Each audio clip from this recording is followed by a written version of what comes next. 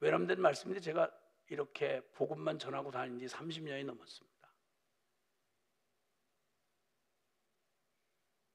그리고 그저 교단이라고 생긴 데는 궁금할 데가 없을 만큼 가서 전 딴 얘기 못 하거든요. 뭐 별미 축복받아라, 뭐 성전 건축하면 얼마 해라, 이런 얘기는 저하고는 전혀 상관이 없는 얘기고, 난 복음밖에는 말할 줄 모르는 사람이라서 그 외에 관심도 없고, 이렇게 하다가 제가 사랑하는 조국교회 한 30년을 섬기다가 기가 막힌 사실을 깨달은 건 예배당에 앉아 계시다고 다 거듭나고 다 주님하고 동행하는 거 아니라는 사실을 부인할 수가 없이, 그것도 그저 일부분, 100명이 있는데 한두 명이 좀 헷갈려서 좀 믿는 척은 하는데 생명이 없이 그냥 간다, 이게 아니고, 이거 어떡하나, 여기저기 돌아다니며 강사 안내하고 대접을 받고 돌아다녔는데 이걸 어떻게 하면 좋은가, 어떻게 이럴 수가 있나, 어떻게 이런 일이 주여 주여 하는 예배당 안에서 그냥 이렇게 어떻게 이럴 수가 있나, 정말 충격이지 않을 수가 없었습니다. 전혀 무관해요. 그러다 보니까 아야 모를 뿐만 아니라 거부해요. 이렇게 듣기를 거부하니까 겁이 나신 분들이 복음을 제대로 한번 얘기해 볼 수가 없어요. 왜냐하면 당장 복음을 전하면 반응이 일어나거든요. 사람이 영적 존재라서 십자가의 복음이 액면 그대로 전해지면 빛이 오면 어둠이 그냥 이렇게 드러나듯이 복음이 전해지면 그리고 아무 일도 없다, 이런 일은 있을 수가 없어요. 반드시 무언가 반응이 일어나게 돼 있어요. 성경도 분명히 말하기를 고린도전서의 1장 18절에 보면 이 복음 말입니다. 십자가의 도가 모든 사람에게 환영받지 않아요. 모두가 알아들을 수 있는 게 아니고요. 십자가의 도가 멸망하는 자들에게는 미련한 것이요 구원을 받는 우리에게는 하나님의 능력이 됨이라. 아멘.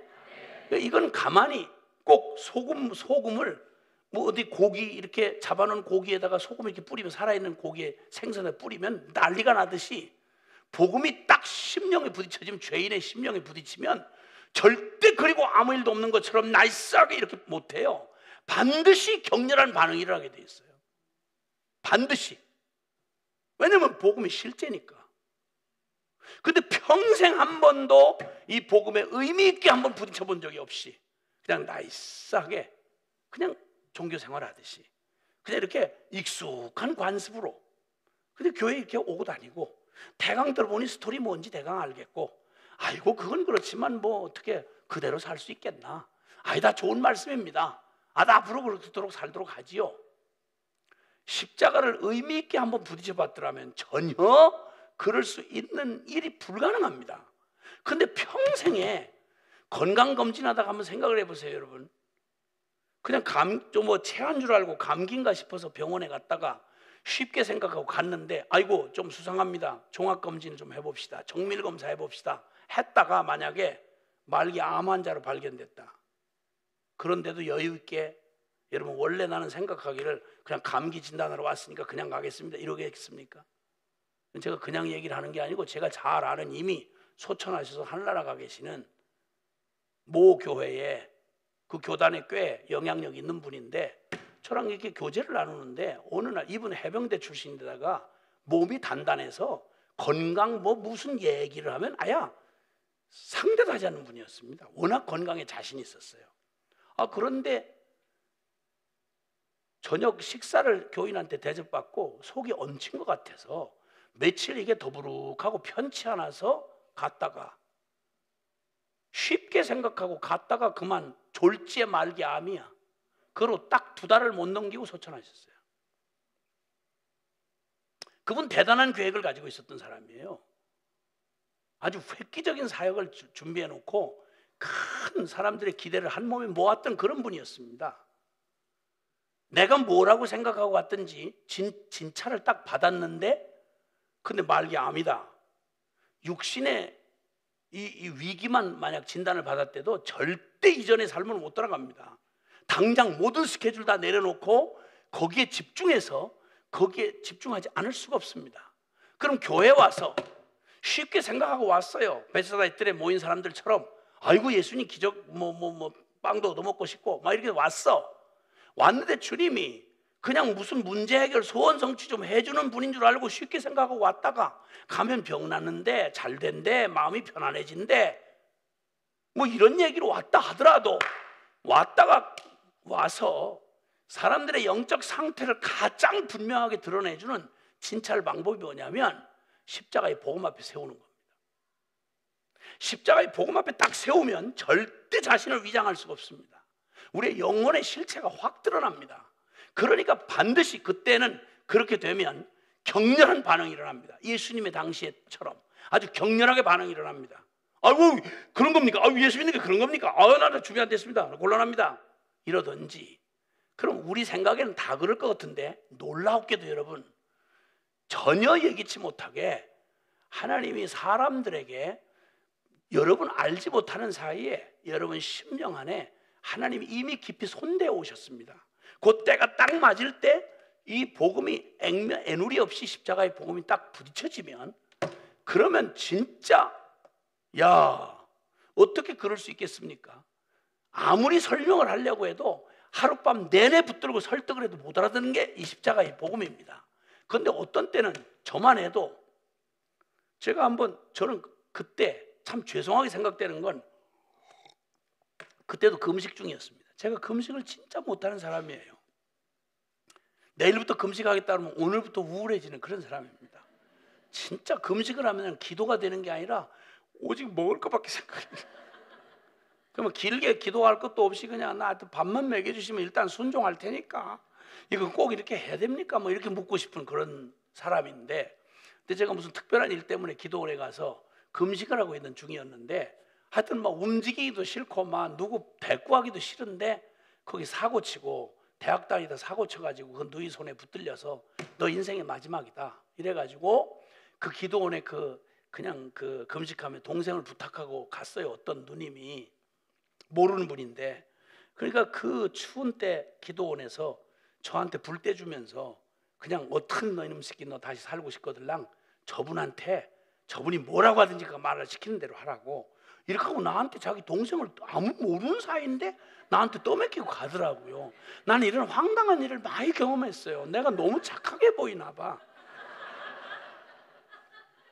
그래 나도 배고파 죽을 지경이고 관심이 하나도 없는데 웬 골 때리는 대학생 놈 사고치고 지금 올라온 놈을 내가 어떻게 책임지냐고 아무 관심도 없었어요. 근데 희한하게 하나님이 어떻게 작정하셨는지 이 친구가 기도원에서 며칠을 보내더니 한 2, 3일 보내더니 저도 참 지 인생이 답답하고 그런가 봐요. 그리고 궁금했나 봐. 저 누이도 그렇게 열심히 믿는 사람이고 또 내가 또 같은 젊은 사람이 이렇게 금식을 하면서 있다니까 궁금했는지 저 딴에도 막 내가 인생을 이렇게 살면 안 되는데 먼저 이렇게 해서 인생 실패하고 올라온 놈이니까 그래가지고는 그러던 중에 이렇게 답답했는지 그럼 저보고 어떻게 그거 믿는 겁니까? 진짜 나도 답답하긴 한데 그걸 어떻게 보입니까? 그걸 어떻게 믿어야 됩니까? 이러고 나한테 묻는 거예요. 그러니 제가 모른다고 할 수도 없고 그래서 제가 그냥 나도 귀찮고 힘드니까 아주 얼른 떨어져라 그냥 내게서 얼른 떨어져라 이렇게 하는 마음으로 제가 늘 여기다 주머니에다 전도하기 위해서 넣고 다니던 사형이라는 전도 도구가 있습니다. 소책자가 4가지 영적 원리가 있는데 하나는 하나님 너를 위해서 놀라운 계획을 가지고 계신 너를 사랑하시는데 네가 헷갈리고 풍성한 삶을 못 누리는 이유는 네가 죄장아찌 때문에 그렇다. 그래서 모든 사람이 죄를 범해서 하나님의 영광에 이르지 못하더니 이렇게 해가지고 제3의 원리 그리스도께 그가 우리를 위해 죽으시면 우리가 이런 얘기 그걸 다 외우니까 너무 귀찮고 힘들어서 하여튼 이거 듣고 이거 한 5분도 안 걸리는데 이거 듣고 안 믿어지거들랑 너무 애는 쓰지 말아라. 그냥 운명이려니 하고 그냥 그렇게 살다가 그냥 지옥을 가면 된다. 그렇게 하고 이제 하여튼 나도 어떻게 해줄 수가 없다. 그러니까 나도 해줄 말 이거밖에 없으니까 듣고 하여튼 알아서 판단해라. 그렇게 하고는 그냥 쳐다보지도 않고 암송하니까 그리고 옆에다 두고 이렇게 하고 그냥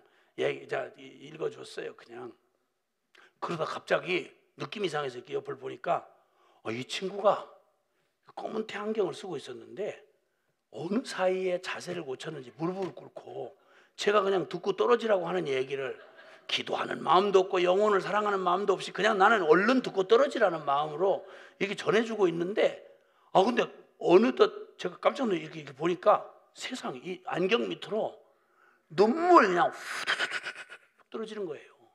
어느덧 무릎을 꿇고 있고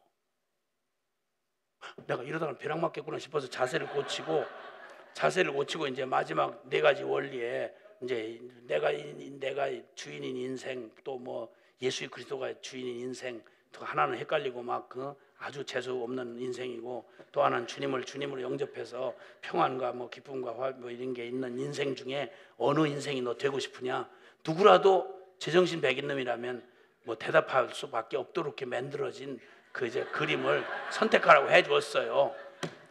이렇게 했을 뿐인데 영접하겠냐고 그랬더니 영접하겠대요. 그리고 눈물 그렇게 골 때리게 그 대학 다니다가 그 군대 갔다 와서 사고 쳐가지고 끌려온 거거든. 소망이 없어서 그렇게 누이가 금식하면서 애걸복걸해도 안 믿던 사람이거든요. 근데 무슨 달배라고 글쎄 그런 일이 생긴 거야. 이래가지고 그날 예수님을 영접했어요. 그리고 나는 까마득히 잊어버렸는데 세월이 한 10년 지난 뒤에 도저히 얼굴은 기억이 안 나는데 한 사람이 나를 찾아왔대. 와가지고는 저를 혹시 기억하십니까? 모르겠는데요. 그랬더니 10년 전에 이러이러한 기도원에서 혹시 생각나십니까? 그렇죠. 그때 제가 바로 그때 전도받았던 그 사람입니다. 근데 나중에 알고 봤더니 이 사람이 글쎄 그날 하나님이 그를 만나주신 거예요. 이래가지고 그 사고치고 소망 없던 이 친구가 완전히 뒤집어져가지고 그날로 그 외대 학생이었는데 외대 복학해가지고 1년이 넘도록 울면서 외대 캠퍼스를 돌아다니면서 그 젊은이들 붙들고 지가 만난 예수님을 전해주면서 완전히 훌렁 뒤져 미쳤어요. 그렇게 미쳐가지고는 나중엔 선교사가 돼가지고 그리고 대학생 선교회라는 그 단체에 해외 담당 책임자가 돼서 날 찾아온 거야. 세상에. 그럼 자꾸 얘기할 때마다 미안하게 저분이 나를 전도해서 예수님을 만나게 난 얼마나 미안한지 난 진짜 그럴 줄 알았으면 내가 정성껏 기도하고 이렇게 해주는 건데 사람이 무슨 일을 당할지를 모르겠더라고요. 조심해야 돼요. 그러니까 무슨 일이 어떻게 일어날지도 몰라. 그러니까 어떤 사람 말처럼 역사 영웅이란 영웅 얘기잖아요. 우리가 역사 중에 존재했던 영웅이란 역사의 영웅이란 문짝을 걷어차는 사람과 같다. 이렇게 표현했다고 누가. 영웅이 특별해서가 아니라 그놈이 해팔 발길질을 했는데 그 문짝이 원래 넘어지던 참이었는데 해필 그때 발을 댄 거야.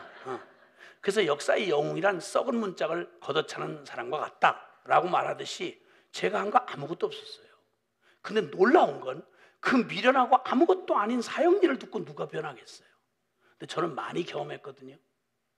그 간단한 무식한 이 십자가의 얘기를 들려주는데 준비된 안 될 놈은 지금까지도 안 돼요. 지금까지 내가 그렇게 전도하고 기도하고 나를 애먹이고 지금까지 몇십 년을 지금도 안 변하는 그런 고래심줄 같은 인간이 있어요. 그 아주 어떤 때는 전 치고 다 변해도 저 자식은 안 변할 것 같다 이런 생각이 드는데 그런 인간이 있는가 하면 나는 아무것도 아닌데 모르고 뒷발질했는데 지가 그냥 막 왁 하고 막 하나님이 나를 만났다고 뭐 이러면서 막 이러니까 그러니까 이게 여러분 그래서 주님의 이 말씀은 이 십자가의 도는 말입니다.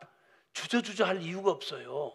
그냥 아무나 찌르는 거예요. 이렇게 그러면 거기 될 사람은 안 될 놈은 그 구원 못 받을 놈은 그냥 미련하게 보이지만 구원 얻을 자에게는 하나님의 능력이 됨이라. 아멘. 하나님이 정말 이 십자가의 복음이 많은 사람 공자맹자 그거 듣고 사람이 참 참해졌다 반대쳤다 이런 말은 있어도 종교 요가를 하고 뭐 불가에 입적했더니 좀 마음이 평안해졌다 이런 말은 있어도 세상에 어떻게 하나님을 대적하던 죄인이 통째로 뒤집어져 가지고 세상에 어떻게 지옥 죄인이 천국 의인이 되냐 이 말이야. 어떻게 창녀같이 살던 내가 어떻게 그리스도의 신부가 되냐 이 말이야. 어떻게 죽음에 날마다 전전긍긍하고 세상의 종로로 탔던 내가 어떻게 부활을 믿으며 어떻게 세상에 그 덧정 없는 거에 무슨 돌을 닦아서 세상의 유혹을 이기고 어떻게 거룩한 천국길 가는 주의 백성이 되냐 이 말이에요. 천지의 세상의 가장 기적 중에 가장 어마어마한 기적, 그것은 하나님의 말씀이 이루어지는 기적인데, 여러분 그래서 요한복음 5장 24절에는 이렇게 말씀합니다. 요한복음 5장 24절 한번 보실까요? 요한복음 5장 24절, 주님이 하신 이 말씀이 이루어지는, 성취되는 기적을 보는 거, 이건 진짜 천지개벽보다도 충격적인 일입니다. 요한복음 5장 24절입니다. 같이 함께 시작.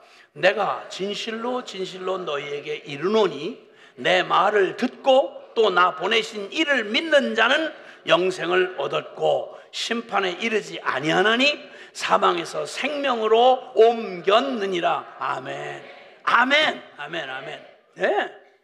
여러분, 이거 사실은 진실로 진실로 너희에게 이르는데 내 말을 듣고, 즉 예수 그리스도의 십자가의 이 복음을 듣고 나 보내신 이를 믿는 자는, 보통은 십자가의 복음을 들을 때 아까 앞서서 말씀드린 것처럼 이건 영으로 듣는 일이기 때문에 누구도 이건 알아들을 수가 없습니다. 인간의 이성이나 우리의 어떤 그 판단하는 어떤 이런 인간의 그 마음 중심 가지고 받을 수 있는 말이 아닙니다.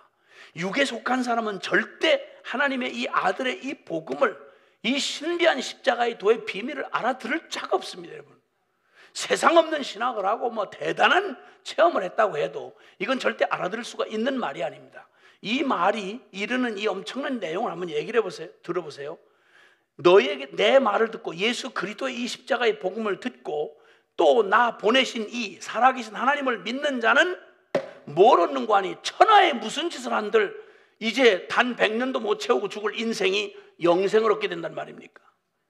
미국 땅을 다 얻은들, 여러분 이거 다 팔아서 바친들 영생을 어떻게 얻겠습니까? 그렇죠? 그렇죠? 뭐 지금 대단히 무슨 생명공학이라 뭐 별거 다 해서 무슨 장난을 해도 인간의 목숨을 약간 연명시키는 이런 기술적인 장난을 할 수 있어도 인간을 도대체 영생을 얻게 한다, 천하의 모든 우주를 다 삶아 먹은들 그게 어떻게 영생을 줄 수 있는 일이 되겠습니까? 최고 기적, 천지개벽과도 비교가 안 되는 제일 무서운 일이 단 100년을 못 살고 죽어서 육신도 100년을 채울 수 없는 우리에게 영원한 영생이 주어진다.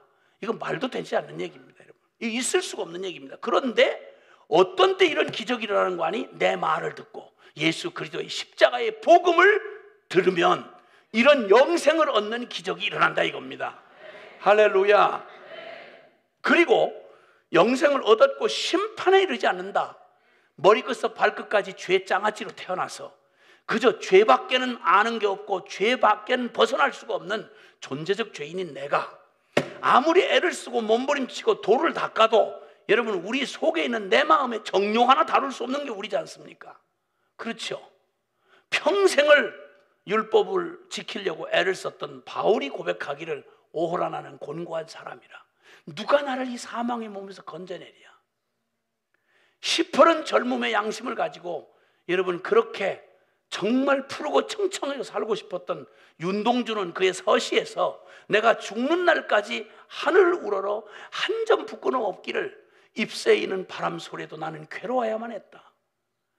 푸르고 청청한 젊은이의 가슴에 그 푸른 이상을 가지고 하늘을 우러러 부끄럼 없이 한 점 부끄럼 없이 살고 싶은 소원을 갖는 순간 잎새를 스치는 바람 소리에도 자신은 괴로워야만 했다.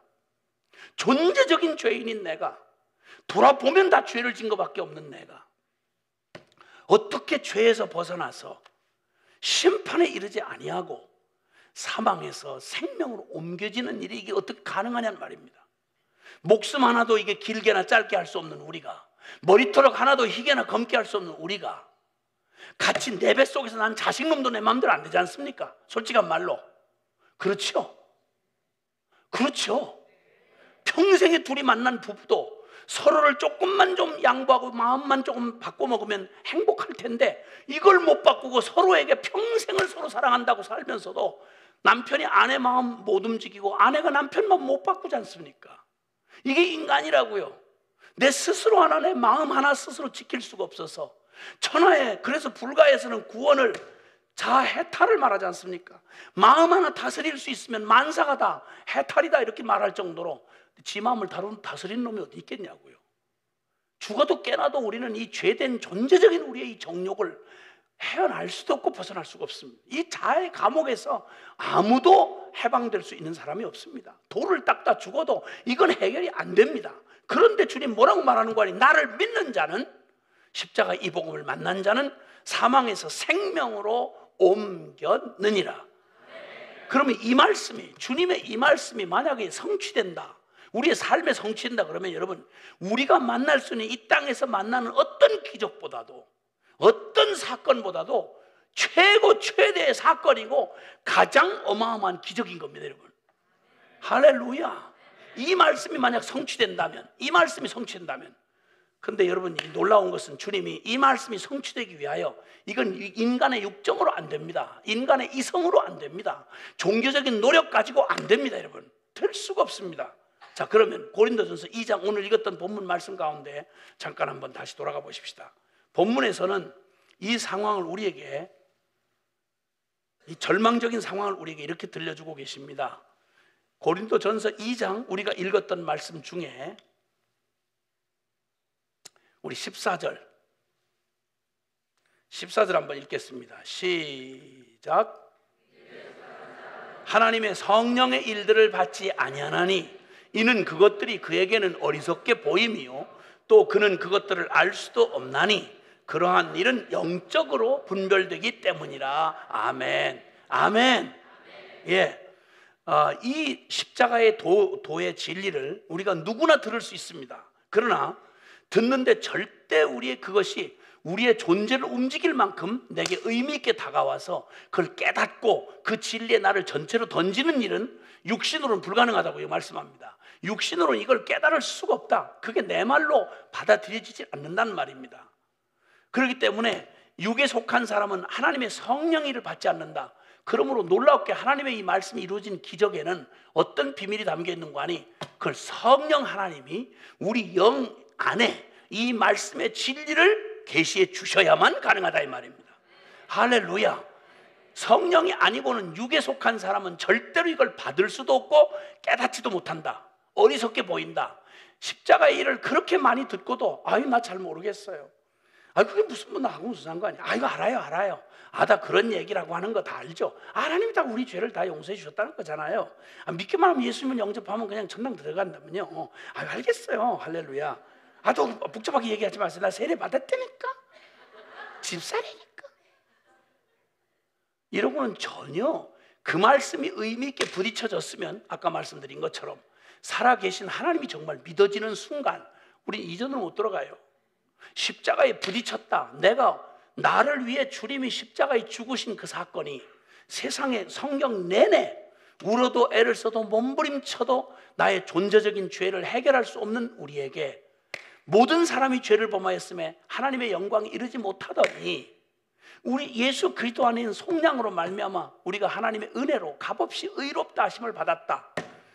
성경은 인간의 어떤 노력이나 종교적인 그런 노력이나 인간 도덕적인 노력이나 선행으로도 죽었다 깨나도 돌을 갈고 닦는다고 보석이 될 수 없는 것처럼 우리의 존재적 죄인이 살아계신 하나님 앞에 절대 바뀔 수도 없고 나아갈 수도 없다는 이 절망을 성경은 곳곳에 선언하고 있습니다. 로마서 3장 23절에 모든 사람이 죄를 범하였음에 하나님의 영광이 이를 자가 없다라고 선언합니다. 사람으로서는 안 된다 이 말입니다. 그런데 놀랍게도 십자가, 즉 24절 3장 로마 3장 24절에는 바로 그 다음 절에는 전혀 다른 하늘과 땅이 다른 고백을 하십니다. 인간으로는 안 된다 23절에 절망을 선언한 다음 24절에는 그리스도 예수 안에 있는 속량으로 말미암아 하나님의 은혜로 값없이 의롭다 하심을 얻었느니라. 아멘. 아멘.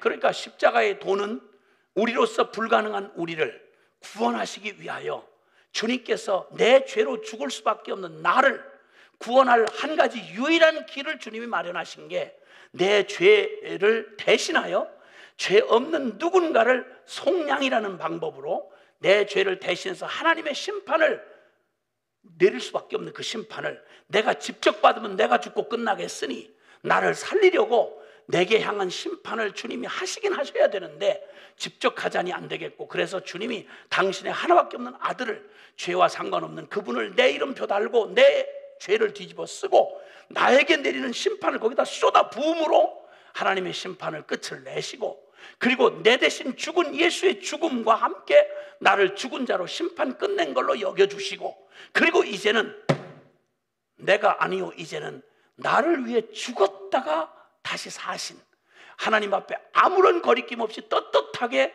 하나님 앞에 나아갈 수 있는 예수 그리스도의 생명을 나의 전부로, 부활 생명을 나의 전부로 받아서 이제 내 자격이 아니요 예수 그리스도의 자격으로 하나님 앞에 나아가며 하나님의 아들이라 일컬음을 받고 죄의 사함을 얻으며 영생을 얻는 이 놀라운 하나님 편에서 준비해 놓은 이 속량이라고 하는 십자가의 구속의 비밀을 주님이 성경의 여러 부분 여러 모양으로 말해 얘기해 오신 핵심이 바로 그 얘기입니다.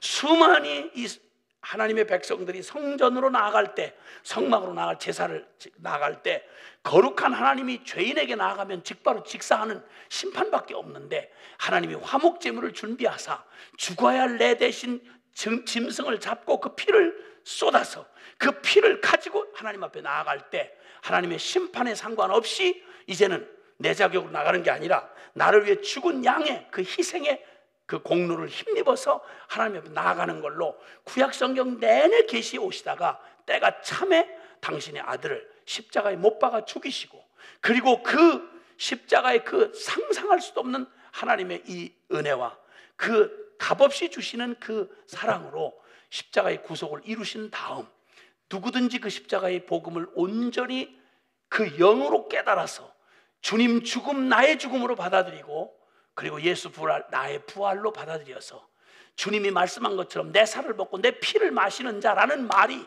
주님의 죽음에 내가 함께 죽음에 참여하고 나의 옛 자아가 예수 죽을 때 나 함께 죽었음을 믿음으로 받아들여서 주님의 죽음에 나 함께 죽었음을 넘기고 믿음으로 넘기고, 이제는 내가 아니요 내 인생의 한 부분으로 오시는 게 아니라, 문제 해결사로 오시는 게 아니라 나의 생명 전부로 오시는 예수님을 내 생명 전부로 받아서 이제는 내가 사는 게 내가 아니요 내 안에 그리스도께서 사신 것이라. 그래서 아멘. 이제는 내가 아니요 나는 예수와 함께 십자가에 못 박혔나니 그런즉 이제는 내가 사는 것 아니요 오직 내 안에 그리스도께서 사신 것이라. 이 믿음으로 나오는 자에게 성령께서 실제로 예수 생명을 살아내도록 하게 하시는, 성령님이 우리 안에 예수 생명을 살아가게 하시는 이 놀랍고 신비한 영의 생명으로 살아가게 하시는 하나님의 복음을 우리에게 전해주셨다 이 말입니다. 이 복음을 생명으로 실제로 만난 사람은, 십자가에 의미 있게 부딪힌 사람은 이전의 삶으로 절대 돌아갈 수가 없습니다.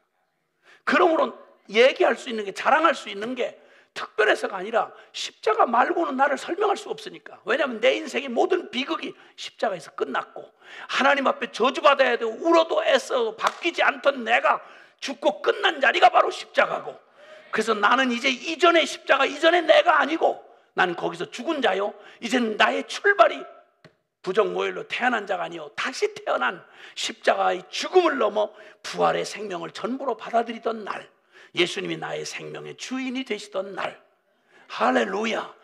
이제는 내가 아니요 오직 예수로 살아가는 이 놀라운 믿음의 결단을 이루게 하신 그날, 그날이 주님 앞에 맞이게 되는 날, 그때 우리는 새로운 생명을 얻는다 이 말입니다.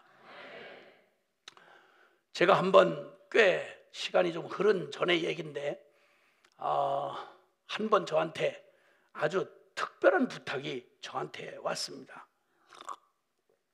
저를 평소에 제게 은혜를 받았다고 막 이러시는 대학 교수분인데, 이분이 무슨 일로 저를 급작스레 불러서 교수 연구실로 이제 제가 방문을 했는데, 이 무슨 얘기를 하는 거 아니, 앞도 뒤도 이제 잠깐 설명을 듣고, 한 사람이 웬 점잖은 신사 한 분이 연구실에 남아 있고 제가 거기 들어가 있는데, 바깥에서 부탁드립니다. 이분 지금 생사가 걸린 문제입니다. 그러니 부탁드리겠습니다. 그리고 바깥에서 자물통을 잠궈버렸어요. 뭐가 해결이 되기 전에는 나오지 말고 둘이 죽어라 이런 말입니다. 그러니까 여러분, 아무리 가까운 사람도 함부로 믿으시면 안 됩니다. 이게 무슨 일을 당할지 이게 보통 일이 아닙니다. 저한테 은혜를 받았다고 그러면서 저만 믿는다고 그러면서 그래서 저를 갖다가 연구실에 집어넣고 바깥에 자물통을 채우고 가는 거예요. 그 분에 관한 얘기를 잠깐 들은 바로는 이런 얘기였습니다. 실제 인물이니까 저거한데 이분이 캐토릭 신앙을 가지고 있는 분인데 약사였습니다. 약사.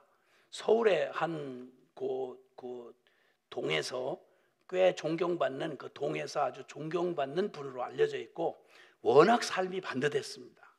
그래서 아마 천주교에서는 전국 교구 중에 제일 중심이 되는 교구에 평신도 위원장, 캐토릭에서 평신도 위원장 그러면 평신도 대표인 셈이죠. 그러니까 평신도 예배위원장 이러면 아주 최고로 이렇게 인정받는 사람이죠. 인격적으로 아주 훌륭한 칭찬을 받는 그런 분이었습니다. 근데 이분의 부인이 천주교, 그러니까 아주 천주교 핵심 멤버인데 이분들이 신앙생활을 하다가 영적으로 갈급함을 가졌던 이 부인이 어딘가에 가서 복음을 들은 거예요. 십자가 복음을. 쉽게 말하면 천주교에서는 개신교를 열교라고 그러거든요. 그러니까 열등한 종교다 이렇게 해서 열교라고 취급을 하고 그러는 거예요. 기분 나빠지지 마시고 그냥 그렇게 그래요. 그래가지고 사이비 종교처럼 생각하는 게 천주교인들이 생각인데 그분도 천주교 한 복판에 있던 이 부인이 약사 부인이 이제 어떤 모임인데 아마 그게 제가 하는 어떤 집회였는지 거기서 이분이 십자가와 충돌을 일으킨 거예요. 그래서 이 부인이 복음에 대한 막 확 반응이 일어나면서 완전히 이 사람이 그냥 천주교인 중심 멤버인데 복음을 깨닫고는 이게 마리아의 공덕이나 뭐 성자들의 공덕이나 뭐 이런 게 선행이나 이런 걸로 한다는 게 이게 아니구나. 오직 십자가의 그리스도로만 이게 구원을 받는구나 이래가지고 이분이 복음을 만나고서 막 이걸 어떻게 감당할 수가 없으니까 그렇게 애를 쓰고 막 종교적인 노력을 했는데 애를 쓰고도 그게 변화되지 않는 자신 때문에 고민을 하다가 그 부인이 성격이 아주 불같아요. 부인이 불같아요. 그러니까 인격적으로 볼 때 아주 그 남편 보기에는 이 여자가 아주 열등한 여자야. 말로 하자면 성질이 얼마나 불같은지. 그런데 이 여자가 어디 가서 복음을 받았다고 그러면서 막 십자가의 도를 깨달았다고 막 이러니까 이렇게 아주 비아냥거린 거죠. 부인이지만 야야 어디 가서 너 그 이상한 거 해가지고 네 성질이나 바꿔라. 에이그 네가 무슨 뭐 이러면서 아주 무시를 한 거죠. 무시를 했는데 근데 어쨌든 이분은 그때부터 하여튼 막 주님의 그 십자가의 은혜의 복음을 깨닫고 그리고는 막 열정적으로 이러던 분인데 그런데 자기가 그렇게 무시하던 부인 앞에서 이 사람 일생일 때 치명적인 일이 찾아온 거예요. 약사 이분한테. 그건 다름이 아니고 뭐 하여튼 대강 얘기를 하면 또 여러분이 너무 궁금해할 것 같고 자세히 이야기하자니 남의 프라이버시가 걸린 문제고 좀 그러네. 어쨌든 그런데 천주교는 대모제도가 있어요. 대모제도. 그래서 누가 이제 새로 신앙생활한 사람을 이렇게 신앙 깊은 사람과 연결해 주잖아요. 근데 그 부인이 대모로 이렇게 대모 역할을 하는 한 자매. 그러니까 늘 그냥 집안처럼 이렇게 오고 가고 이러는데 이 아주 인격적으로 훌륭했던 이 약사 이분이 평생에 자신의 인격을 누구보다 믿었던 사람이고 자기는 저렇게 천박하게 살고 죄짓고 사는 사람들하고는 질이 다른 사람이라고 자부했던 사람인데 그만 한 번에 실수를 하게 된 거예요. 그 자매하고 적절치 못한 죄를 짓게 된 거죠. 그래서 그냥 그것 때문에 늘 쉽게 말하면 자기 혼자 내적인 갈등과 고민을 갖고 왔던 터인데 이 자매가 이제 그러니까 처녀 자매인데 이 자매가 급기야 일을 터뜨린 거예요. 나는 저분 존경하는 저분하고 결혼해서 살아야 되겠다. 이렇게 나온 거예요. 이게 드디어 이제 그러니까 막 이 처녀가 막 나가 자빠지니까 난 그렇게 안 하면 죽는다, 자살한다. 당신하고 못 살면 난 자살하겠다. 이렇게 된 거예요. 한 번의 일생에 그렇게 인격적으로 훌륭하고 남을 그냥 이렇게 보기에 무시했던 그가 자기의 삶에 자기도 죄인인지라 한 번의 실수가 그게 가져온 파장이 그렇게 될 줄은 몰랐죠. 그러니까 완벽하게 속이고 있다가 이게 이제 드러난 거예요. 그 자매가 막 몸부림을 하는 바람에 이게 그 성질이 불같은 아내 귀에 들어간 거죠. 이제 파멸이란 단어가 막 이제 다가오는 거예요. 끝장인 거죠, 이제는. 이제 가정도 끝장이고 자기는 가정 끝장은 그만둬 놓고 저 여자 성질은 분명히 자기에게 칼침을 줘도 줄 여자다 하는 걸 익히 알고 있는 거예요. 그 여자가 보통 여자가 아닌 거예요. 그러니까 잘못하면 칼 맞는 거예요. 그래가지고 그 사건이 그 죽음 같은 시간이 이제 막 이렇게 진행되고 있는 중에 이 사람이 자기 신앙인이니까 천주교에서 존경받는 사람이니까 그런데 이제 드디어 그 사건이 불거지고 나서 정말 죽는 사느냐 이제 결판을 내야 할 상황에 아내하고 집에서 탁자를 가운데 두고 마주 앉았대요. 그러니 뭐 입이 1000개라도 할 말이 없잖아요. 너무 기가 막힌 일을 저지른 거니까. 그래서 고개를 푹 떨구고 이러고 있는데 자기가 그렇게 자기 아내의 제대로 되지 못한 인격을 날마다 비아냥거리고 무시했던 그가 완전히 그 부인 앞에서 이제 죽은 놈처럼 이렇게 고개를 푹 죽을 죄인처럼 이러고 있는데, 근데 자기가 그 경멸하던 부인이 자기 손을 탁자 위로 끌어서 탁자 위로 갖다 놓더래요. 눈도 못 뜬 채로 그냥 이렇게 막 이게 무슨 일을 당할지 상상도 할 수 없는 상황에 팔을 갖다 끌어 두 손을 이렇게 탁자 위에다 포개더래요. 이제 이 성질 사나운 여자가 내 손을 여기 딱 두 손을 이렇게 붙들어 놓고 칼로 이제 나를 찌르려고 하는가 보다. 그래서 이제 여기 목으로 들어올지 어디로 들어올지 모르니까 긴장을 바짝 하고 칼 맞을 준비를 하고 나 이젠 나 같은 놈 죽어도 싸다.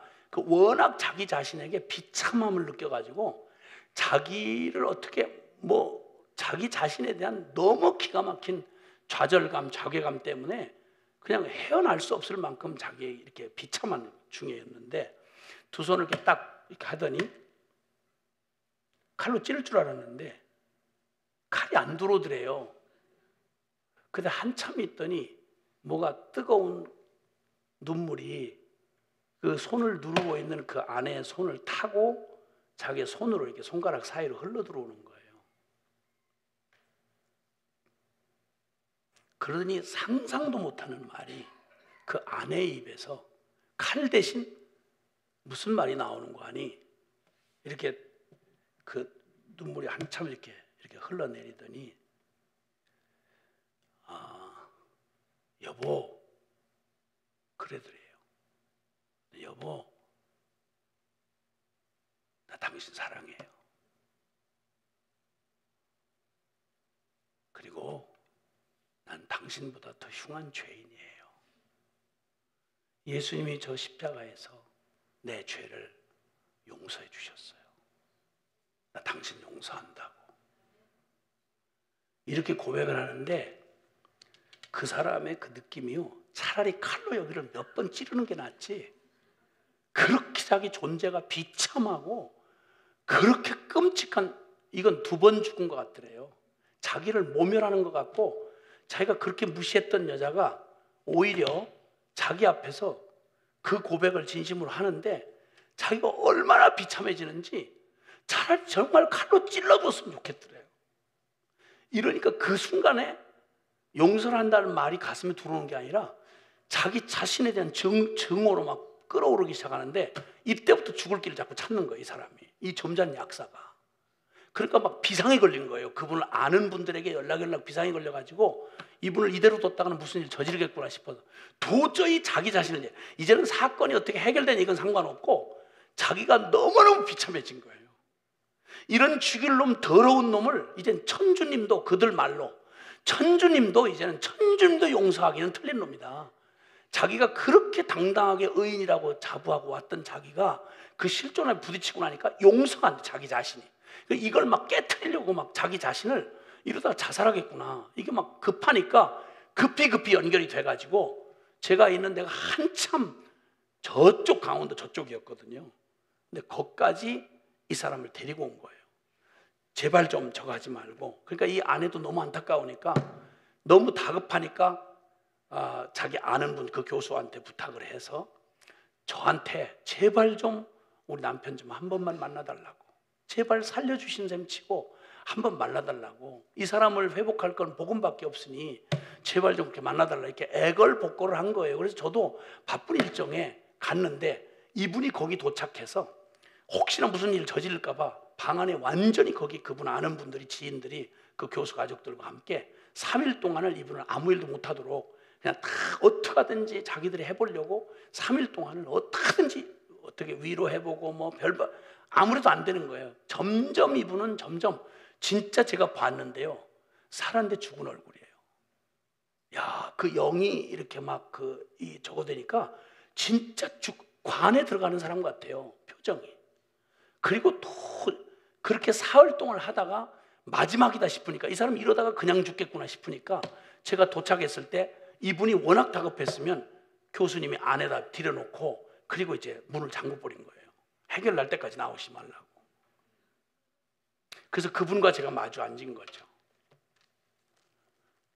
물론 나도 많은 죄를 용서받은 놈이지만 이런 식으로 나 이렇게 고통을 받을 수는 없는 건데, 하여튼 뭐 어떡하겠어, 운명이 그러니. 무슨 말을 어떻게 해야 되겠어요. 이 사람의 고민을 그냥, 어려우시겠지만 지금의 심정을 좀 얘기해 달라고. 저기 자기 다 안 되는 거예요. 십자가도 알고 다 알겠는데 하나님이 혹시 자기를 용서한데도 자기는 자기를 용서할 수 없대요. 나 같은 놈은 지옥에 떨어져야 된다는 거예요.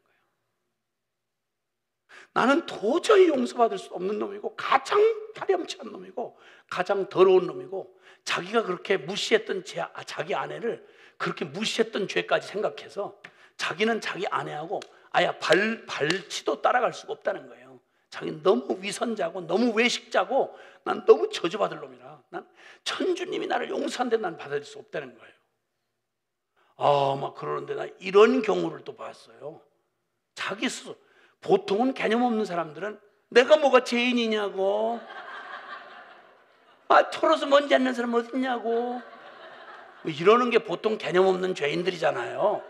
근데 이건 또 너무 깊이 죄인으로 지가 이래가지고, 저 같은 건 하나님이 용서해도 자기는 용서를 못 받아들이겠다는 거예요. 쥐가 못 받아들이겠대. 그거 기가 막히대 그거. 이건 정말 성령님이 도와주시지 않으면 해결날 수가 없는 상황이었습니다. 제가 그때 성령께서 제게 생각나게 하신 게 이사야서 53장입니다. 이사야서 53장. 이사야서 53장은 우리의 전한 것을 누가 믿었느냐? 여호와의 발이 누구에게 나타나느냐? 그는 자라나길 연한 순 같고 마른 땅에 나온 줄기 같아서 고운 모양도 풍채도 없은 적, 우리의 보기에 흠모할 만한 아름다운 것이 없었다.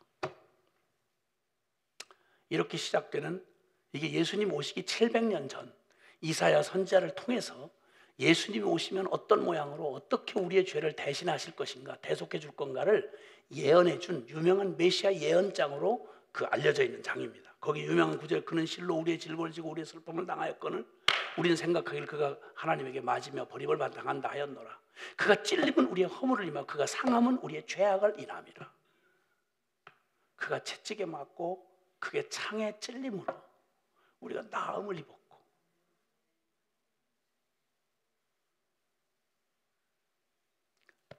그 6절에는 우리는 타양 같아서 각기 그릇 행하여 제 길로 갔거늘 여호와께서는 우리 무리의 죄악을 그에게 담당시키셨도다. 그 구절을 제가 펴고서 그분에게, 어렵지만 선생님, 어렵지만 여기 한번 다시 한번 보십시다. 당신은 하나님이 살아계신 걸 믿습니까? 부인할 수 없대요. 그러면 그 하나님이 하신 말씀을 다 내 말 말고 그 하나님이 하신 말씀을 함께 좀 읽읍시다. 그리고 얘기를 했어요. 자기는 도저히 자기를 용서할 수 없다는 거예요. 그래서 제가 얘기했죠. 맞아요. 그래서 내가 단호하게 얘기했죠. 맞습니다. 당신이 말한 그대로 당신이 아는 천주님은 절대 당신 같은 파렴치한 죄인을 절대 용서할 수 없습니다. 당신 지옥 가야 마땅하고 하나님의 거룩한 심판에 당신이 예외 없이 심판받아야 합니다. 그게 하나님입니다. 당신이 아는 대로 맞습니다. 당신이 똑바로 한 겁니다. 하나님, 당신 같은 죄인을 그냥 두실 수 없는 분입니다. 그분은 거룩합니다. 그분 심판하셔야 합니다. 그래서 심판하셨습니다. 그리고 여기 읽은 말씀 지금 묻겠는데 양심적으로 한번 대답해 보십시오. 고운 모양도 풍채도 없고 사람들의 보기에 흠만한 게 없고 꼭 얼굴을 가리고 보지 않음을 받은 자같이 문둥병자 취급당하고 더러운 인간, 그냥 저간 인간처럼 외면을 당하였다. 우리도 그를 귀히 여기지 않았다. 그는 채찍에 맞고 뻘거벗기고 십자가에 찔려 죽었다. 이 말 전부 누가 당해야 될 일입니까? 이거 당신에게 이렇게 당해야 되는 거 동의하십니까? 그랬더니 맞다는 거예요. 내가 그렇게 돼야 된다는 거예요. 뻘거벗기고 내 이 존재대로 받았다면 나 같은 놈은 그렇게 찔리고 이렇게. 여기 누가 그렇게 됐으면 당신이 이렇게 이게 당신의 이 일은 누구한테 일어나야 될 일입니까? 그랬더니 자기에게 일어날 일이래요. 근데 지금 성경은 이 일이 누구에게 일어났다고 말하고 있습니까? 제가 이렇게 말했어요. 하나님 당신을 진노하시고 당신 심판하에 마땅하고, 당신은 그냥 당신이 너무 지나치게 깨달은 게 아니라 분명 맞는 말이라고. 그보다 더 하나님은 당신에게 진노하셔야 된다고. 그게 아니라고 할 수 없다고. 그래서 하나님 진노하시고 심판하셨다고. 그런데 여기 지금 당신이 이렇게 심판을 받아야 되는데 지금 누가 받았다고 말합니까? 예수님 받았다고 합니다. 6절 한번 다시 한번 읽어봅시다. 우리는 다 양 같아서 각기 그릇 행하여 제 길로 갔거늘 여호와께서는 우리 무리의 죄악을 지금 누구에게 담당시켰다고 하느냐고. 그에게 담당시켰다고. 한참을 끙끙 앓다가 그 구절 앞에서 끙끙 앓다가 당신이 바로 이 모습이 되어야 합니다. 당신이 이 모습으로 당연히 하나님 앞에 버림받고 심판받아야 됩니다. 그게 맞는 말입니다. 그걸 주님은 피해갈 수가 없습니다. 반드시 심판하셔야 됩니다. 그런데 당신에게 심판하셔야 되는 그걸 지금 어떻게 하셨다고 말합니까? 당신이 당신을 용서할 수 없는 것보다 더 하나님은 당신을 용서할 수 없습니다. 한 가지 분명한 건 하나님이 당신을 이처럼 사랑하사 각기 당신은 당신의 길을 갔을 뿐인데 하나님 당신과 의논하지 않으시고 당신의 동의 얻지 않고 당신의 아들에게, 당신에게 쏟아져 들 그 파렴치한 죄의 저주를 당신의 아들에게 쏟아 부으셨다고. 그게 하나님이 하신 일이라고. 한참을 막 그냥 이마에 땀이 막 배어나도록 막 고통을 하고 막 몸부림을 하던 그 사람이 갑자기 교수실 탁자 앞에 그냥 유리가 다 금이 갈 정도로 엎어지면서 대성통곡을 하기 시작했습니다. 대성통곡을 하기 시작했습니다. 왜 날 위해서, 왜 날 위해서, 왜 날 위해서 예수님 죽어야 되냐고. 이 더럽고 냄새나는 나를 위해서 왜 당신 죽어야 되느냐고 막 몸부림을 치다가 주님께서 그 영혼이 하나님을 아버지라 부르는 경이로운 일을 그날 이루셨습니다. 기적 중 최고의 기적입니다, 여러분. 예수님이 하셨던 말, 내 말을 듣고 나 보내신을 믿는 자는 영생을 얻었고 심판에 이르지 아니하나니 사망에서 생명으로 옮겼느니라.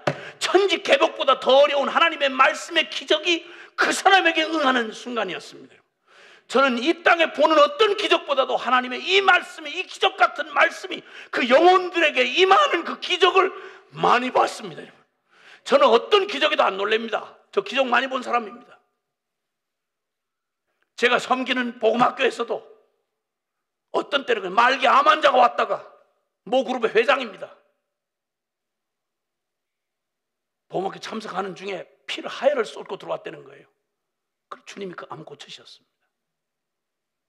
앞에서 나면서부터 안진뱅이 젓가락같이 된 다리를, 근육이 하나도 없는 사람이 찬송 부르다가 여의도 광장에 집회하는데 막 앞에 앉은 사람이 찬송 부르다가 평생에 처음으로 펄펄 뛰면서 막 길길이 뛰면서 안진뱅이 일어나 춤을 추는 것도 보았습니다. 귀신 쫓겨난 것도 보았습니다.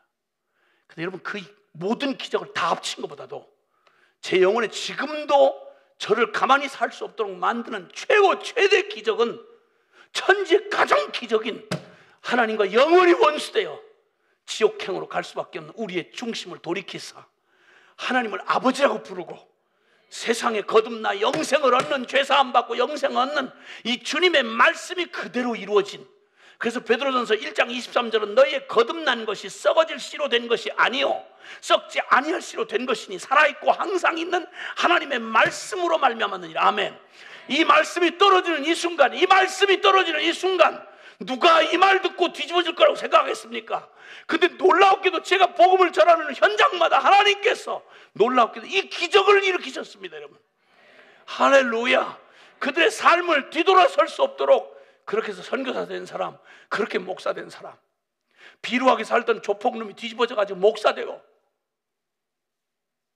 지 목숨 끊으려고 가다 자살하러 가던 놈이 이게 나중엔 사람 살리는, 생명 살리는 목회자가 되고, 저 짧은 인생을 통해서, 저를 통해서 본 기적만도 상상할 수 없는 기적, 이 기적을 무수히 보게 하셨습니다.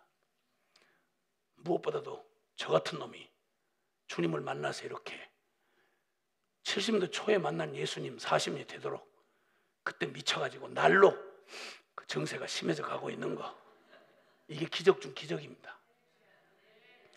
망한 술집 아들로 태어나서 태어난 자체를 의심하고, 나 같은 인생 참 재수없이 꼬여서 태어나서 이렇게 비참한 놈이 어딨나 싶어서 자학증에 시달리고 살아있는 제 심지에 불꽃이 마지막 꺼져가던 때, 자학증에 시달리던 때, 자살도 성공 못했던 불쌍한 놈을, 아무도 거들떠보고 돌아보지 않는 저 같은 놈을 주님께서 기적적인 방법으로 저를 만나주셔서, 저는 대단한 기적을 만난 게 아니라 요한복음 3장 16절이 이해가 되던 순간, 스토리가 이해가 되는데 세상 그게 나한테 개인적인 의미로 다가오는 거예요.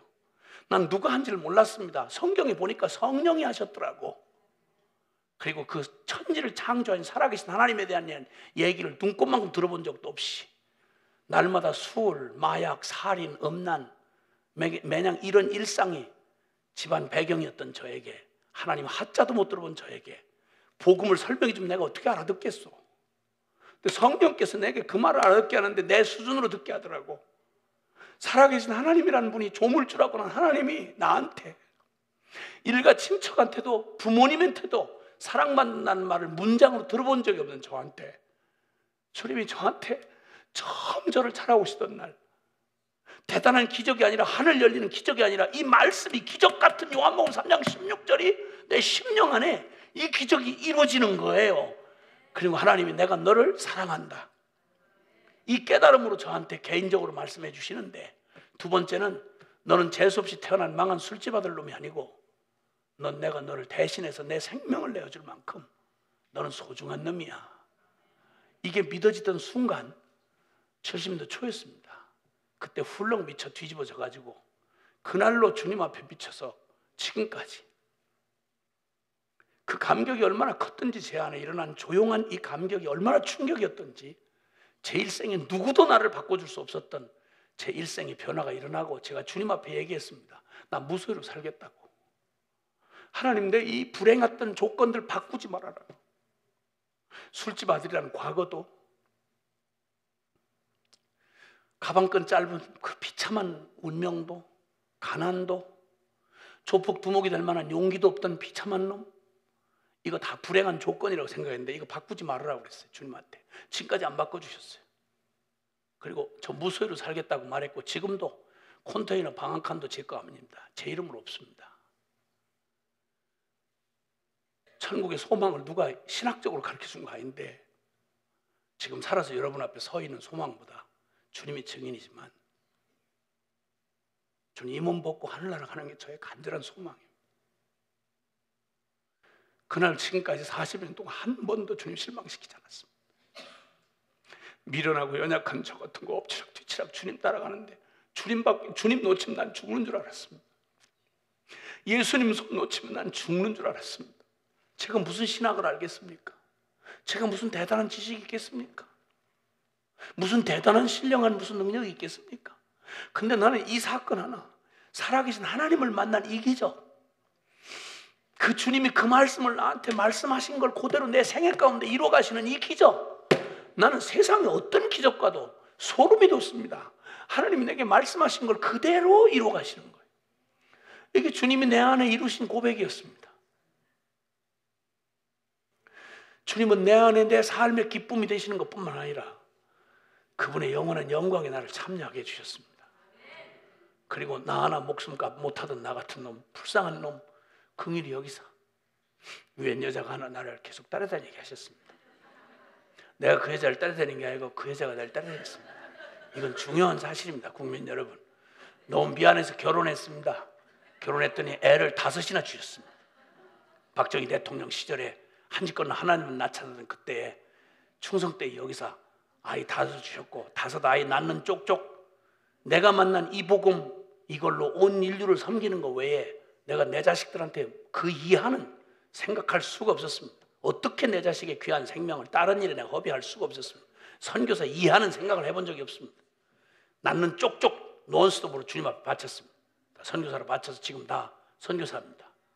똑같은 방식으로 살아갑니다. 그리고 예수님은 난 아무것도 갖지 않았지만 여러분에게 도움받을 일 별로 없습니다. 죄송하지만 제가 여러분을 도울 수 있는 게 있습니다. 저는 복음을 가지고 있습니다. 세상 없는 부자 앞에 가서도 저는 별로 부럽지 않습니다. 왜냐하면 그분들이 날 도울 일이 없으니까. 무소유로 사는데 뭘 도울 일이 뭐 있겠어요. 그리고 주님의 일, 주님 약속만 믿고 따라가면 살아계신 주님이 언제든지 앞서 일하셨습니다. 주님은 지금도 살아 계십니다. 그 하나님이 말씀을 성취하시는 기적을 볼 때마다 정말 살이 떨리고 감격 아니할 수가 없습니다. 며칠 전까지 끝난 5박 6일 동안 은혜기도원에서 복음학교를 했습니다. 날마다 한 140여 분 한 것 같아요. 한 주를 5박 6일을 하면 5박 6일을 저는 140번 했습니다. 1년이 52주인데 할 때마다 주님 감격 가운데 내 영혼이 통곡을 하고 기뻐하고 감사했습니다. 이렇게 하다 죽는 것보다 더 행복이 없겠구나 싶었습니다. 왜냐하면 복음을 만난 분들이 주 앞에서 그 기가 막힌 자아의 감옥에서 자유케 되고 사랑하던 주님을 마음껏 이제는 생명 걸고 나의 주님이라고 고백하는 이 기적을 보는 것보다 저에게 다른 보상은 더 이상의 보상이 없습니다. 그게 나의 보상이고 나의 면류관이고 나의 기쁨입니다. 어떻게 죄인 놈인 나한테 이런 축복을 주시는가? 갈라디아서 2장 20절이 그 말씀이 그대로 실제가 되어 살아가는 복음기도 동맹군들을 주님이 보여주셨습니다. 나는 그걸 보는 것보다 더 기쁨이 없습니다. 갈라디아서 2장 20절에는 예수님을 생명으로 만난 하나님의 말씀이 성취된 사람들의 고백이 나와 있는데 내가 그리스도와 함께 십자가에 못 박혔나니 그런즉 이제는 내가 사는 것 아니요 오직 내 안에 그리스도께서 사신 것이라. 이제 내가 육체 가운데 사는 것은 나를 사랑하사 나를 위하여 자기 몸을 버리신 하나님의 아들을 믿는 믿음 안에서 사는 것이라. 울어도 애를 써도 몸부림쳐도 벗어날 수 없었던 평생에 나 하나 밥끼니 걱정해가면서 전전긍긍 살다 죽을 인생을 이제는 열방을 걱정하고 잃어버린 영혼들을 사랑해서 내 생명을 주님 앞에 기꺼이 바칠 수 있는 못 가져서 안다라고 살던 불행한 영혼을 이제는 주고 주어도 아깝지 아니할 내가 무슨 내가 성자라고 그런 일을 연습해서 되겠습니까? 근데 나 죽고 예수 사니까 이제는 기꺼이 줄 수 있습니다. 기꺼이 내 생명도 주고 내 자식의 생명도 내어놓고 내 민족 사랑하고 내 이 열방 사랑하고 주님 앞에 감격하며 살다가 주님 만날 그날 무슨 도 닦은 놈이 이런 일이 가능하겠습니까? 예수 믿는 건 첫 출발부터 누가복음 9장 23절에 아무든지 나를 따라오려거든 자기를 부인하고 날마다 저 죽은 십자가를 지고야 나를 따라올 것이다. 할렐루야. 불가에서 최고의 경지를 자해탈로 말합니다. 자아를 벗어나는 그 경지를 최고의 부처가 된 경지라고 말합니다. 기독교는 아야 처음 시작하는 초신자가 그 경지에서 시작해야 되는 게 기독교의 복음입니다. 여러분 할렐루야. 십자가는 바로 그 일을 이룬 것입니다. 이 십자가 여러분 부딪혀 보셨습니까? 이 십자가 앞에 여러분의 존재를 걸고 만나보셨습니까? 그러면 나 죽고 예수 사는 이 신비한 생명이 우리 안에 시작되는 것입니다. 이 일은 육으로 되는 일이 아니요 성령으로 그렇게 하시는 것입니다. 할렐루야. 이 소망으로 오늘도 주님의 그 기적 앞에 믿음의 결단으로 반응하기를 원하는 분만 아멘 합시다. 할렐루야. 우리 잠깐 기도하겠습니다. 두 손을 좀 높이 들어주시겠습니까? 하나님을 향해서 말입니다. 여러분 그 돈 가지고 여러분 힘으로 살아왔던 인생, 이제 빈손 들듯이 내가 움켜쥐고 내가 바들바들 떨며 살아왔던 내 인생의 삶, 결과가 어떤지는 여러분이 아시지 않습니까? 뭘 얻으셨습니까? 그리고 뭘 지켜낼 수 있겠습니까? 여러분 자신이 여러분 마음 바꿀 수 있습니까? 두 손을 들었다는 말은 그런 의미에서 천부의 의지 없어서 손 들고 빈손 들었습니다. 평생 애쓰고 살았는데 아무것도 얻은 것이 없는 빈손입니다. 돈푼 좀 만지고 사람들한테 좀 존경 좀 받았다. 하나님 앞에 이 빈손 든 초라한 영혼이 바로 내 모습입니다. 이런 의미로 두 손을 들으셨다면 잘하신 겁니다. 그리고 이제 이 두 손을 들었다는 의미는 말 그대로 이제는 내가 교리로 동의하고 나마 이만큼 직분도 있고 장로, 집사, 권사 다 했는데 뭐 저절로 이렇게 덩달아 3대 4대 모태신앙인이 저절로 가는 거 아니겠나? 아니요. 하나님은 예나 지금이나 영원히 변함없으신 진리 하나님입니다. 대강 그렇게 해서 천국에 보낼 자 없습니다. 십자가 주님의 죽음 내 죽음 되고 이제는 주님이 내 생명의 전부가 되어 주님 내가 아니요 내 안에 이제 주인이여 살아가시는 주님 당신을 살을 먹고 피를 마시듯 음식을 먹고 내 육체가 사는 것처럼 예수님의 죽음과 부활을 통째로 내가 받아들여서 예수 죽음 내 죽음, 예수 부활 내 부활로 내가 받아들이고 전심으로 생명 다해 주님을 만나기를 원합니다. 주님 나의 주인과 생명이 되어 주옵소서. 이런 의미로 두 손을 믿음의 두 손을 들었다면 잘하신 겁니다. 혹시 이제 이 믿음의 고백을 하신다고 하면 여러분 스스로 속이지 마십시오. 내가 누군데, 내가 이 정도 아는데. 아니, 알잖아요. 하나님도 알고 여러분 자신도 알지 않습니까? 진정으로 주님 십자가에 생명 걸고 나와보신 적이 없다고 하면 지금 이 시간 우리가 기도할 때 믿음은 결단의 연속입니다. 주님의 죽음이 곧 나의 죽음이었고 그러니 이제는 주님이 나의 도우미가 아니라 내 생명 전부 부활 생명이 되셔서 내 안에 전부가 되어 이제 내가 아니요 예수가 사시는 그 생명으로 기꺼이 제가 주님을 받아들입니다. 주님 나와 함께 해주시옵소서. 여러분 이렇게 결단하기를 원하신다면 아멘 합시다.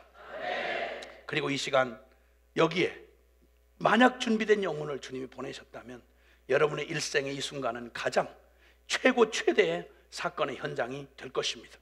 그리고 혹시나 성령께서 아직도 우리의 심령 안에 하실 일이 있어서 여러분이 만약 방향을 잡고 주님 저도 물러설 수 없습니다. 생명으로 십자가와 부활이 내 것이 되게 해 주옵소서. 지금부터 그 일이 이루어지기까지 내가 결코 물러설 수 없습니다. 주님 내 안에 그 영광 볼 때까지 주님 나에게 일해 주시옵소서 라고 하는 분도 다 같이 통성으로 같이 우리가 주님을 불렀지만 주님을 살아왔지만 그러나 말씀 듣는 가운데 성령께서 우리의 영혼에 비춰주신 말씀을 주님 앞에 구하며 우리 함께 통성으로 기도할 때 주여 간절히 부르고 통성으로 기도하겠습니다. 주여 주여 주여. 사랑하시는 주님, 오 사랑하는 주님, 내 영혼 불쌍히 여겨 주시옵소서. 천부여 의지 없어서 이제 옵니다. 천부여 의지 없어서 이제 옵니다. 내가 나를 용서할 수 없을 만큼 나는 존재적 죄인이요 자아지요 죄자아지요 자아에 병든 자이었습니다. 울어도 애를 써도 바꿀 수 없는 주여,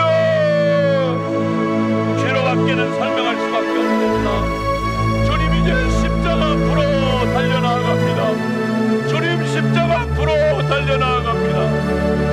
내가 되어 십자가에 죽으신 예수 그리스도, 주님 내 죄가 주님을 죽였고 주님 나의 이 무서운 자아사랑이 주님을 죽였습니다. 주님이여, 내 이름 그대로 내가 되어주신 주님의 십자가, 오 주님, 주님의 그 죽음의 능력으로 나의 이 자아의 생각에 역사하셔서 나 죽고 이제 예수 사는 이 기적으로 나를 인도해 주옵소서. 예수님 내 생명 되어 주소서. 예수님 예수님 내 생명 전부하옵소서. 주여 주여 주여 주여 주여 주여 주여 주여 주여 손 들고 항복하고 옵니다. 주님 나의 생명 나의 주가 되시옵소서. 주님 나와 함께 하시옵소서. 주님이여 예수 생명 내 생명 주님 예수 구원 내 구원 되게 하시고 주님 이제는 주님의 거룩한 주님 내 안에 이루신 주님의 기적으로 주님 내가 아니요 내 안에 주님 사시는 주님의 영광을 인도해 주시옵소서. 성령이여 나를 인도해 주시옵소서. 십자가로 나를 인도해 주시옵소서. 주님의 죽음 내 삶에 철저하게 주님 적용하시고 주님의 죽음 철저하게 내 가죽을 벗기고 내장을 꺼내고 불로 씻고 불로 태우듯이 죄로 찌들어버린 나의 주님의 죽음과 함께 철저히 죽고 내 안에 주님 전부 되시는 놀라운 일, 그 말씀이 성취되는 그 복음이 성취되는 놀라운 일 진리의 성령님 행하시옵소서. 오 주님 감사합니다. 내가 그리스도와 함께 십자가에 못 박혔나니 그런즉 이제는 내가 산 것 아니요 오직 내 안에 그리스도께서 사신 것이라. 이제 내가 육체 가운데 사는 것은 나를 사랑하사 나를 위하여 자기 몸을 버리신 하나님의 아들을 믿는 믿음 안에서 사는 것이라. 주여 이 말씀을 우리 안에 철저하게 이루시옵소서. 진리의 성령님 우리 영혼 안에 이 일을 행하시옵소서. 그리고 누구도 변개할 수 없도록 불도장을 찢듯이 주여 그 일을 확증하옵소서. 주님 십자가를 비켜 지나가지 않겠습니다. 철저하게 십자가와 운명같이 하겠습니다. 주님 죽음 내 죽음, 주님 부활 내 부활, 주께서 이루신 이 놀라운 영광의 복음 안으로 나를 인도하시고 역사해 주시옵소서. 우리 구주 예수 그리스도의 이름으로 기도하옵나이다. 아멘. 아멘.